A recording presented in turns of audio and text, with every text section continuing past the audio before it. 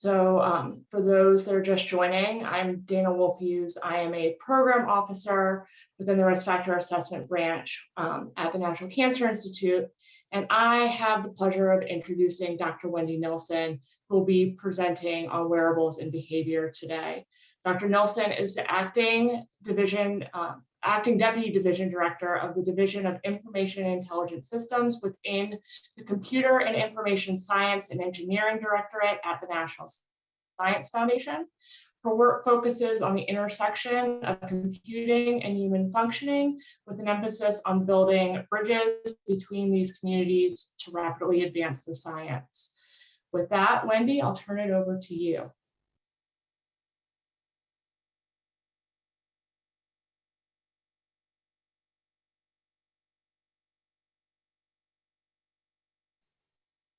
I think you're muted.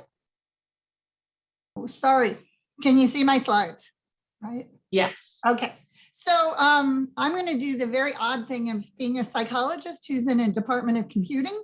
So I'm going to talk to you because I think when I listen to all of these wonderful talks, one of the things that comes down is behavior, and not just problem behavior, but the behaviors of life that get in the way of health. And I think years ago when I was at NIH, we saw the value of wearables for behavior change. And I think I wanted to start with just a few slides, just reminding us how important behavior is.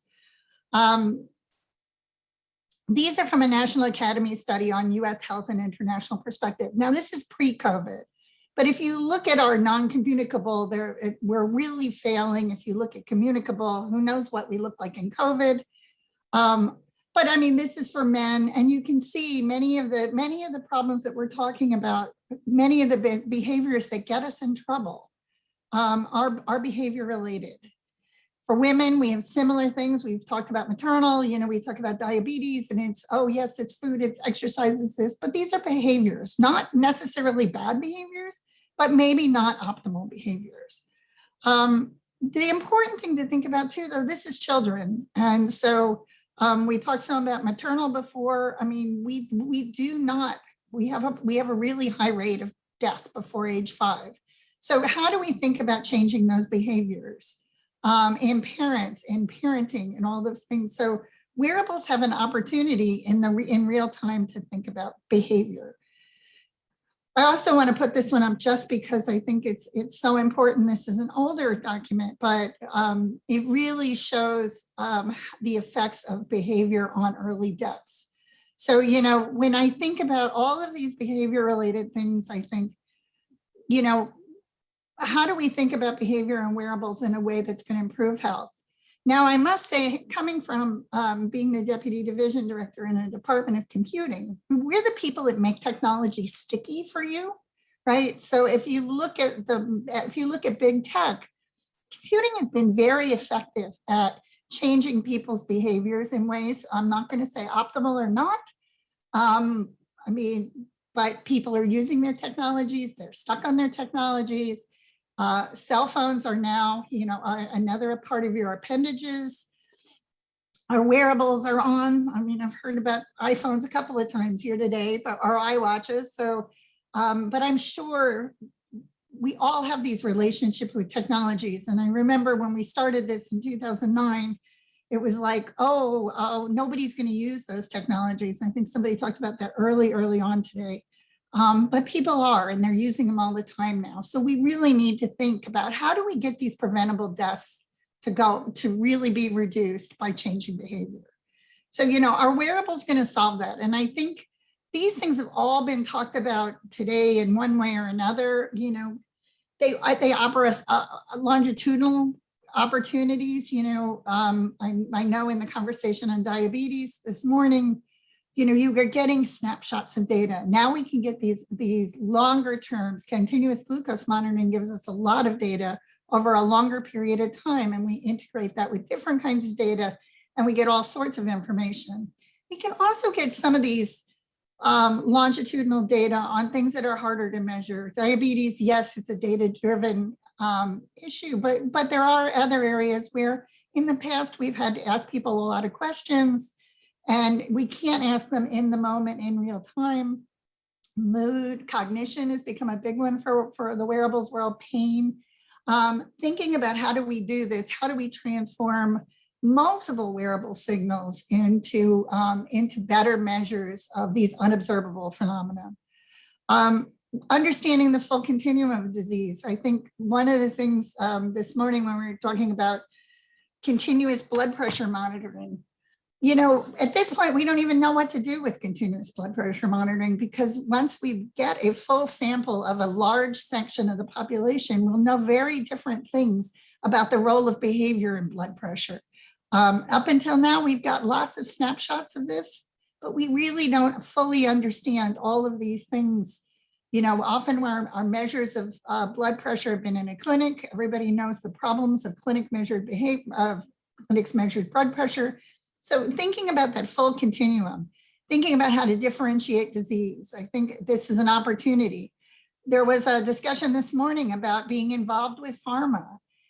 Wearables gives you the possibility of really being able to shorten clinical trials by collecting more and more data. I know FDA has been thinking about that, and this is an important area. There was a workshop a couple of years ago with NIH and NSF on digital clinical trials. And a lot of that was a discussion about wearables and AI and how do they come together in a way that we could measure. Early identification and prevention of disease. I think we all would like to see behavior changing so that we could prevent disease and not do that. Also remote diagnostics. I think many of our talks have really hit on how we can find information, whether it's about COVID, and I agree with all my former colleagues.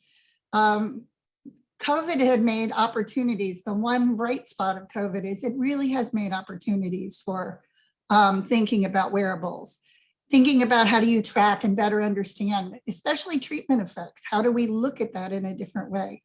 And then get more data on diverse users and really supporting our diverse users. So when I think about this, I think about wearables as ubiquitous sensing. We've talked about Oura Ring, there's Bellabeat, there's all sorts of things that we could think about. But, you know, and we have new modalities.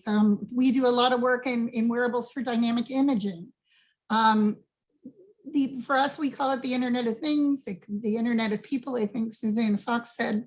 We can unobtrusively and minimally invasively measure some of the behavior that I think we all think is important, and really begin to understand what's driving what's happening.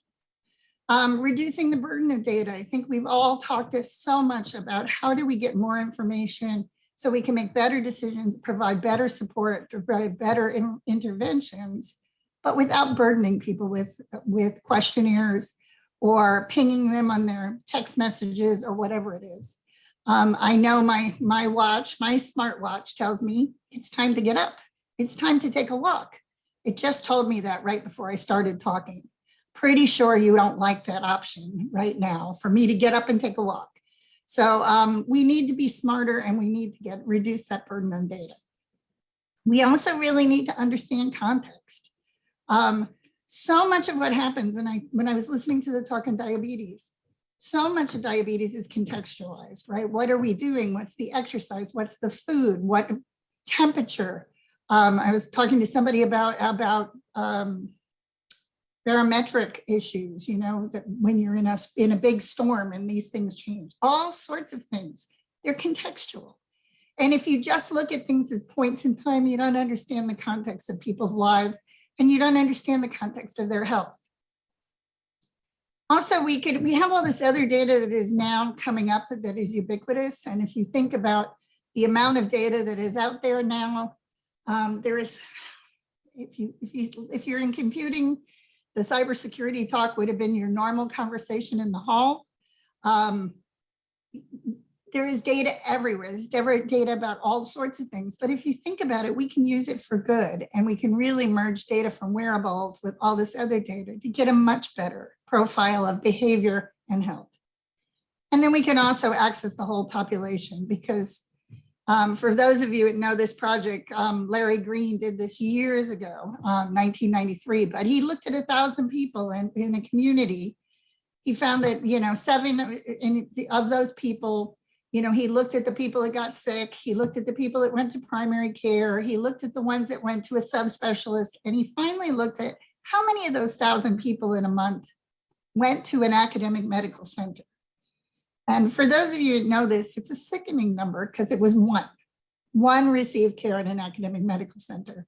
And as much as we all try to do the right thing, if our samples are that biased, it causes a real problem and how we can help. So let's just talk a little bit about wearables. Like we've done there's been such great things, but I think, this is a paper from Joe, they're 2019. And when they go do this whole review of this, early work was really commercial technologies, commercial wearables, they were consumer-based wearables.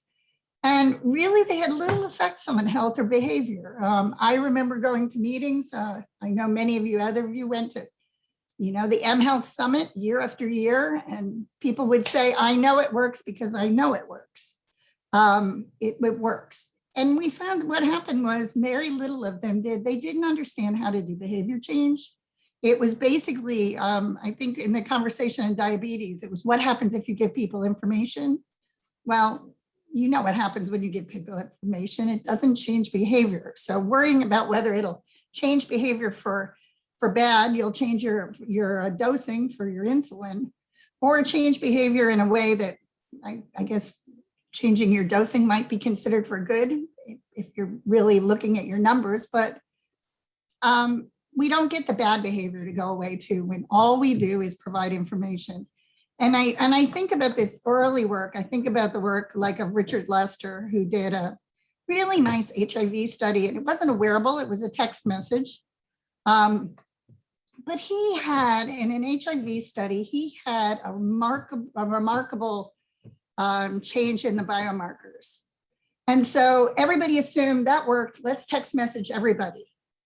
But what he did was, and this is the thing that I think for me, coming from the computing world now, is we didn't look at what were some of the basic principles of what he did. And he actually did a great project and sent people a message. They had HIV, and you can't send somebody a message saying, did you take your antiretrovirals today?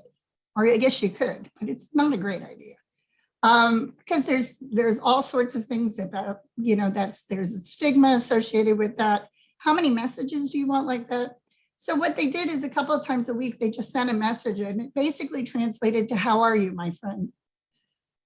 And they had put a name on the text message, so you knew it when it came, but it was a nurse sending a text message. And so if you didn't respond, the nurse called you and said, how are you doing? What's up? If you did respond, said, fine, they left you alone. They texted you the next time. So I think what was interesting to me here was this one started to think, if you start to abstract that, you think about what are the principles that we needed. And the theories of behavior change would have pointed out why this was an effective one. But we didn't see a lot of that in wearables initially. When we get to the second phase, people started using wearable developers and researchers started using behavior theories. And actually, this is where I spend a lot of my time, human-computer interaction. How do we make things sticky? How do we really get people to engage with our technologies? And I think what we really started to see, this is an example of one. Again, it's not wearable in the conventional sense, but it's if you have a foot ulcer, can you just take a picture of it and it gets analyzed for your doctor? I think we've talked a lot about this. At this stage, people still weren't thinking about how do you involve care providers in this? Who on the care team gets this information? I know in patients like me, they spent a lot of time with people collecting all their data and coming in from their wearables, from their self-reports, and going into their providers, and their providers would say, I don't want to see that. Leave it, I don't need that. So they started making all that data available in a way that providers could actually use that data. So, and now I think we're getting to the point where, that we're talking about the closed loop pump. I'm so impressed with homemade controls, because I think that really speaks to ingenuity and abilities. But when I think about this, we're now getting to the idea of nudges. We're now getting the idea of incentives for behavior change. We really understand at this point that information is not enough. I love the story about how, having these bandage type sensors in making them in skin color made people upset. That's understanding your users, those super users. There's been a field that really looked at this for technology for such a long time, but it hasn't been addressed in the health world. And I know one of the projects that I thought was really interesting was years ago, a project got funded at NIH. It was for young people with schizophrenia. And it looked at all sorts of things, but it turned out they wouldn't use the app. They didn't use the smartwatch, nothing. And what happened was they actually partnered with a human-centered design firm who brought the users in, had a really interesting scenario with them. They got to do things in a really exciting and creative way.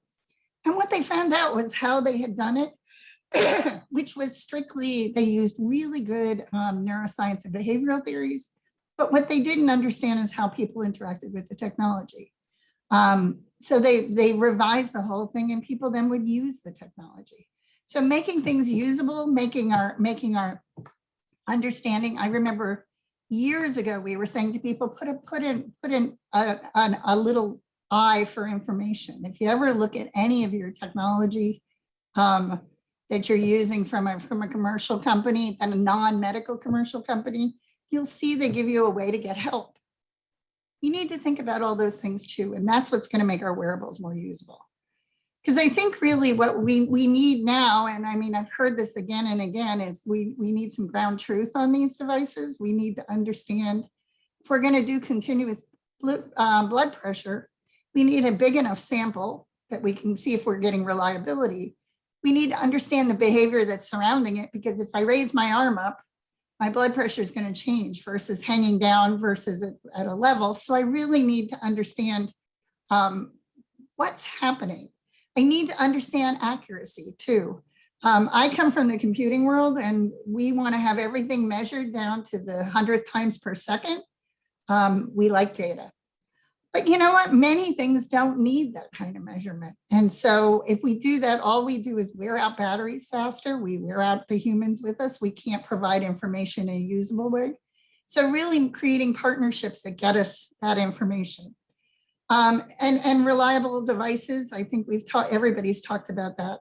But also, one of the things I think with wearables that's so necessary is the analytics on the systems that can deal with uncertainty. We talked some before about cybersecurity. We can do anomaly detection often around cybersecurity, but we don't do enough anomaly detection. When is data coming through on a wearable that doesn't make any sense? How do we know when that uncertainty is actually variability and when it is an error?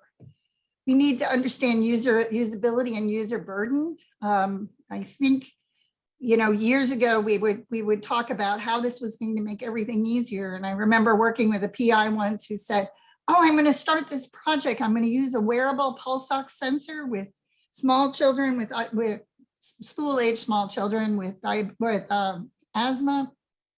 And I said, "Which device are you using?" They told me. I said, "I can't make that device work. I wonder how that's going to go, because I have one and I can't make it work." She called me a week later and said, "Oh my gosh, nobody can make that device work." It's a medical device. It had all its things, but it really was not a usable device for most people. Cybersecurity, I think the talk on cybersecurity got at all of this. I mean, there's a lot of data being collected on commercial devices that people don't understand. There's privacy and trust issues. Some of the privacy and trust data is so interesting on things that people will trust and not trust depending on who they give the data to and what. And I think Susanna talked some about that earlier.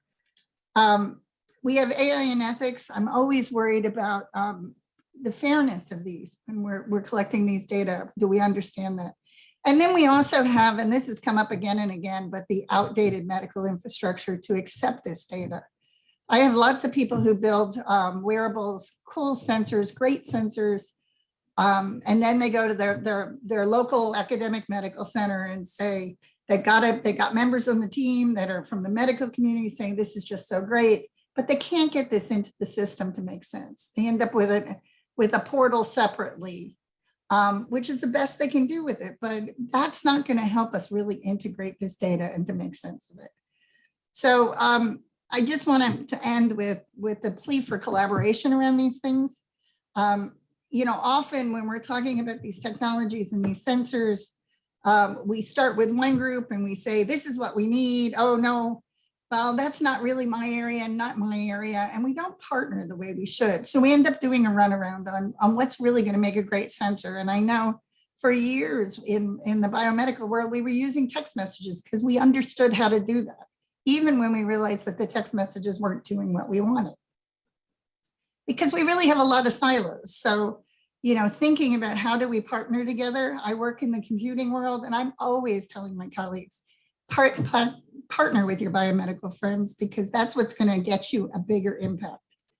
And, you know, I think these bridges between communities are really key because we're not going to get these wicked problems. I think there's questions with incentives, there's questions with how we do all of this, but we really need to build technology that people see as useful and that can show its value. And that's when we're going to get, all of a sudden, that's when we're going to start to be able to address the behavior that gives us these wicked problems. We get different expertise, we get different skills, we get all sorts of things, but we get impact. Because, you know, collaborating like this is hard. I've talked about this for years. It's not easy, but it really, this is an effective relay race. If we think about, you know, when we used to go to the mHealth Summit in 2010, 2011, it was all about, you know, the tech world saying, we can't really get these things to market all by ourselves, nor should they. We really need a relay race. So with that, I always say, try to make pigs fly, because, you know, if we can make that, we can do anything. But this really is something that's critical to how we're all going to do things. So that's it. Thanks, Wendy. And for those of you who have questions, please feel free to put them in the Q&A. To start off, Wendy, I think one question we have is, are there any general rules for how to design wearables so that they can fit into people's lives? So I think it's a great question. I think there's whole fields that deal with this. There are ubiquitous computing. There's a ubiquitous computing world. There's a human computer interaction. There's form factor research. Most of the time, most of the wearables are not going to work for all the people all the time. So thinking about what are some of your principles in here, I think we've moved toward sensors. You know, somebody was asking about the stickies on the sensors. Yes, there are people that are going to be allergic to the sticky on your stickable sensor. But I think, you know, what we're trying to find out is some of those principles. And often it really comes down to, if you're developing something that people haven't used before, really working together with somebody who spends their life in form factors or human computer interaction. You have them in your communities, they're all over the place. And let me tell you, they'd like something to do that changes the world. So there's one thing building it for industry, there's another thing building it to really change people's lives. But then piloting it with people too. It's not much different than when we thought about treatment development, but really thinking about it within that first principles. What are the principles that are going to work across populations and what are going to have to be specified? So that's not a great answer, but there are people that do have those answers. So what are the trade-offs then, Wendy, between developing something that's really specific and tailored to a specific patient group versus something that has broader sort of reach, I guess, in terms of different patient populations? Should they be sort of initially developed to be more specific? So Dana, that's a great question. And I really think that depends on the problem that people are trying to solve. So if you want to work with older adults who have mild cognitive impairment, you're not going to take your off-the-shelf device. But if you want to do something, if you want to measure something that we can measure with an off-shelf device and that we can really work on an interface that makes it more usable for your population. I think that that's an easy way, but you have to think about who you're dealing with, what kind of problems are you dealing with. I think there's a really, what are the cost of the problems to the individuals and to the system? And you know, some of these, if you think about Rose's theorem, right? Some of the problems that plague us happen in the 95%, not 5% showing up at the hospital or an emergency or something. So I think there's a lot of advantages to using some of the broad-based technologies, and I think there's a lot of work being done in that. But I think for some problems, I just continue to fund a project that's a wearable around sepsis. So a skin-based sepsis sensing system. You know, for that, you need something very specific, and it's used in a very specific context. This is a hospital-based, it's still a wearable, but you know, you're not going to build that for grand scale because you don't need to measure sepsis in everyone. But when you do want to measure sepsis, you want something that works in that environment. But I think there's many problems that we want in that much broader environment. So you mentioned, Wendy, sort of the siloed approach that we've seen a lot of across disciplines. Is NSF working on any sort of educational partnerships or other sorts of initiatives to develop unsiloed collaborative partnerships? Yes, with NIH. We have the Smart Health program. We've got a really long, complicated name now, but basically NSF and NIH are partnering to try to bring 21st century computing and engineering into the biomedical community, very early stage projects, but to start those partnerships early. And for me, part of that is putting those people together really early to create stuff that's going to have a long lifespan and be able to translate into the biomedical community. But it's also teaching their students. In computing and engineering, we have a lot of focus on teaching the next generations of researchers. And when the NIH researchers and the NSF researchers partner together, their students learn to be multilingual, bilingual. There's probably multilingual in most of these groups. Not in language, but in scientific cultures we're raised in. I remember having a conversation at a meeting one time where I said to the group, we're not going to do dissemination in this project. And one of the leading computer scientists screamed at me and said, "You've ruined my career." And I went, "Oh my gosh, what did I do? You know, what did I say that was so offensive?" And she said, "I need to do dissemination." And I said, "But in dissemination, this is what we meant from the NIH perspective." Turned out dissemination is experiments in computing. Dissemination in the biomedical world, very, very different. You know, it's already been tried. We're gonna try to take evidence-based work and get it out to the community. So building that language up early gives you a very different world to deal with. And I think those are going to be the students then that transform everything. So changing topics just a little bit, can you discuss how to nudge different organizations to change behaviors in our cultures to leverage the technology more? So I think I don't have a one way, but I think when I think back on this, at the beginning of the Affordable Care Act, when the medical institutions started getting penalized for readmission, we saw many of the hospitals start to put out things like give people iPads after surgery. Interesting thing, there was a whole lot of really, really interesting multidisciplinary work on how do you build training programs around some of these complex. You're coming out of surgery, you have to treat the wound, you have to do rehabilitation exercises. What do I tell you so that you don't show up 2 days later and I get penalized for that? And actually, you know, not enough research got done on that. Most of those were trials trying to do that, but they actually lasted for quite a while because they did have a good effect. So I think one of the things we really need to think about in the broader community and I know FDA thinks about this, HHS thinks about this, NIH thinks about it, is how do you really tie these things together in a way that makes sense? Wearables, especially around behavior change, have an impact on so many diseases that really have high cost. If you think about diabetes, we should be able to be monitoring much better and giving much better feedback, much more information to people in a way that makes sense for them in the moment.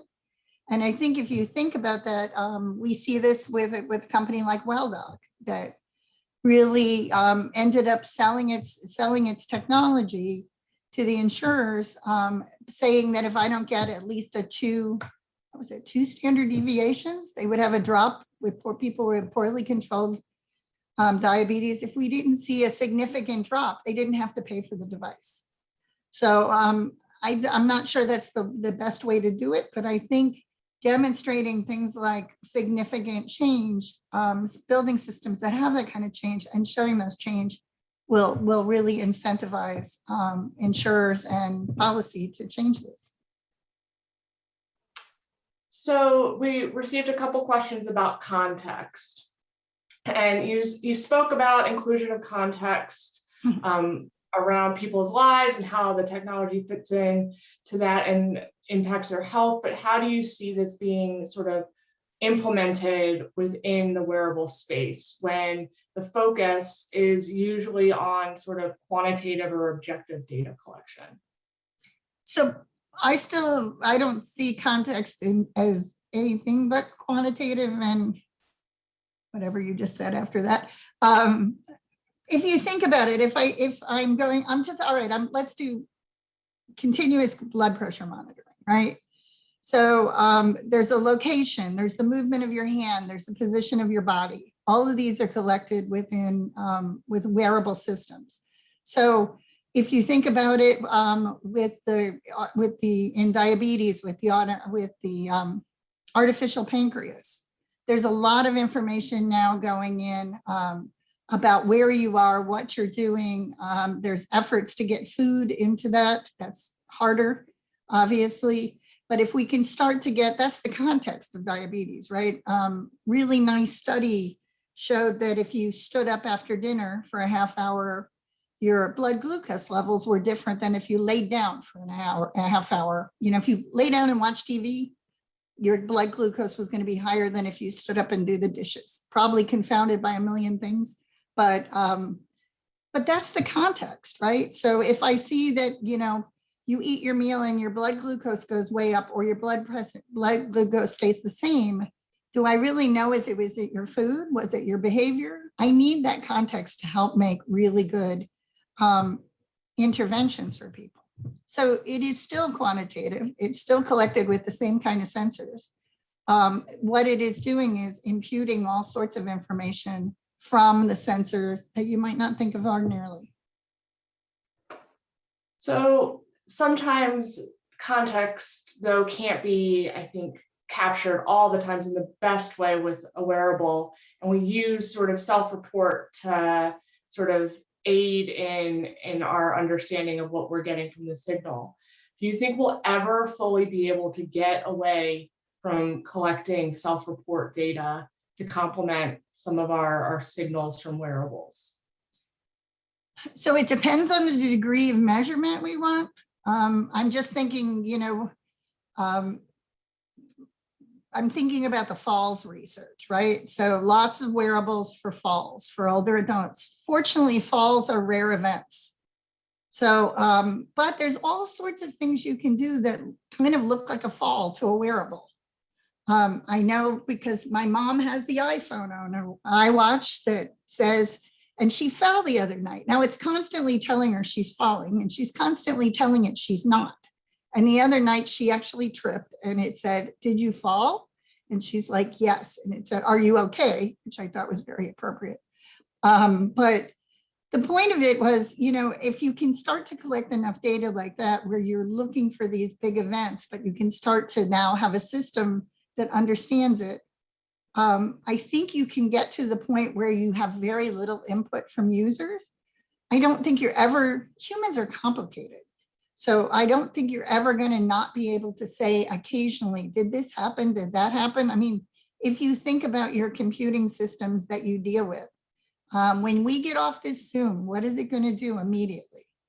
It's going to say, how is the quality of your Zoom, right? Zoom is using that data to decide what they did right and what they did wrong. So we don't have to do it every time, but if we do, if all of us do it, 3 times a month, Zoom gets a lot of data that can help them improve how their systems work. And I think that's the same way with self-reported information, depending on what we're talking about. If we're talking about big things like falls, you can get down to a much lower number. I don't think you're ever going to get completely away from it, but you don't have to ask them every time there's a bump or a lump. So one more question. Are you aware of any particular demographic or patient groups that are resistant to the use of novel technologies like wearables? And if so, is it a matter of changing the paradigm, or is it a matter of form factor that it just doesn't fit into everyday life? So I don't know any one group, and it's very interesting because every time somebody tells me X group won't wear them, somebody proves them wrong. So I think what happens, this is a form factor, this is a usability, but this is also a value. When we started in the mobile world, I used to always talk about mobile banking, right? When Chase in the 1973 said, we're going to do mobile banking. It was 83, I think. Said, we're going to do mobile banking. We're no longer going to have tellers. There was absolute appalled in the banking community that said, we can't do this. You're going to lose all your customers. It's going to be a disaster. It's never going to work. Well, Chase's business actually blossomed over that. Now, it could have not worked, but it did work. Because it worked as people didn't have to go in during 9 to 5 to deposit a check. They could deposit it at a machine. They could get money out whenever they needed it. So there was risks, yes. And your cybersecurity colleague will say, yes, oh my God, there was risks. But the reality is it offered value. And I think when we think about wearables wearables that offer information only to our clinical team, are probably not going to be as effective as those that can give information back to patients, that can give us, if we're not a quote unquote patient at the moment, if we're a person living with disease, which the majority of us of a certain age are, right? We need stuff that adds value to what we're doing. So does it give me information that I need? Does it give me information that's useful? Can I deal with it? Does it give it to me in the right times? Does it give me information that I can act upon, or does it just make me feel frustrated and challenged with it? So I think we're seeing the commercial technologies are getting very good at this. I know told my watch to quit asking me about my sleep. And on the 5th day, it gave up. It no longer asked me any questions about my sleep because I didn't want to, I don't wear a watch at night. So I don't want to talk to it about sleep. So it focuses on other things, but their system is programmed to be useful to me on the things that I want to know about, and then to ignore things that I don't. Now, you can't do that on all diseases, all behaviors, but giving people the information they need and a way they can use it, really, I think, it works, that you can touch it. It looks the color it should be. It feels the way it should feel. I mean, if you looked at diabetes and continuous glucose monitoring, the form factors changed a lot. There was a big problem early on in teenagers. Teenagers didn't want a big lump at their waistline. Now we've got glucose monitors up on the arm. You might argue that's not where I want it, but there's options now. So these can become, the form factors can work, and now you can get your data in a way that makes sense for you. So I think it's usability, it's form factor, but it's also having value. You mentioned earlier sort of the device development and then the next step in terms of being able to integrate within sort of an academic medical institution or an EHR. Right. So what types of value propositions are these vendors usually interested in to be able to make that leap? And how early in the translation process should innovators start interacting with those stakeholders? So it depends. Most of the times when you want to integrate in an EHR, it's not the vendor per se, it's the hospital's IT system, which they're trying to, hospital IT systems are not ideal. They are not what you would consider your ideal IT systems. So often they're doing work that is, it really is critical. They need to do it now. So integrating your data, even if it's useful, is really hard.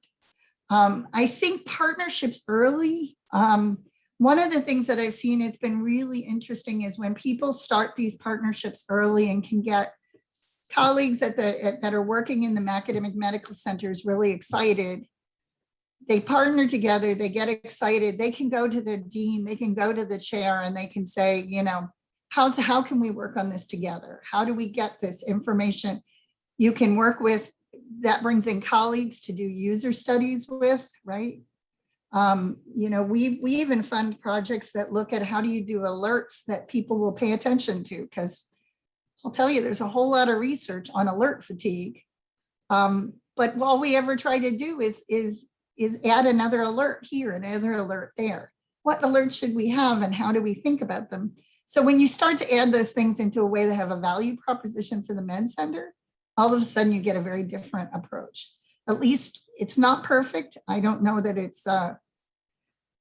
works all the time, but I've been very pleased with these partnerships that start early, like the project I was talking about with the sepsis sensing. They've got that now going into the electronic health record and alerts going off when the sepsis sensings are telling them that this looks like a problem. And then they need to collect more data once they have the sensor going off, which is not going off, but when the sensor's triggered, what they have to do is collect more data to see exactly where the patient is at that point. But they're able to detect sepsis much earlier, or sepsis, it's not census, sorry, sepsis much earlier. And that for the hospital is a value proposition. So I know we have a little less than 2 minutes left, and I just want to sort of close out this session by asking you one final question that I know that both of us get a lot, which is, NSF funds behavior, NIH funds behavior. There are a lot of other federal agencies that fund behavior and wearables. When should prospective applicants come to NSF with their idea? So NSF is really an agency that you go to when you're a high risk, high reward, early stage prototype. We do a lot of work in sensing that are actually materials based. So different types of materials, different types of sensing. We've been doing funding a lot of work in rehabilitation with fabric based sensing, a lot of different things like that. But these are not, they're not up to many of the other agencies' standards for what they need to know from a biomedical perspective. These may fail. And that for NSF, that's okay, because we're going to learn an awful lot about the fundamental science underneath them. Since our main mission is not health. I think all agencies try to improve the health of the country, but our main issue is for us is enhancing computing, engineering, mathematics, and all of those. So if we don't succeed at the biomedical aspects targets, for us, that's not a loss. So I tell people when they think they're early stage, when they're when they're trying to get to a prototype, when they're doing these really, what I think are exciting and interesting projects, that's when you come to NSF. Once you've got a prototype, once you've got some pilot data, that's when you start talking to other agencies where you can say, we've tried this wearable, people are wearing it, they're using it. We've got some data that's really, really positive. That's not when you come to me. That's when you go to NIH or one of the other agencies. Thank you so much, Wendy. And with that, I think we'll end this session. I'll turn it back over for closing remarks.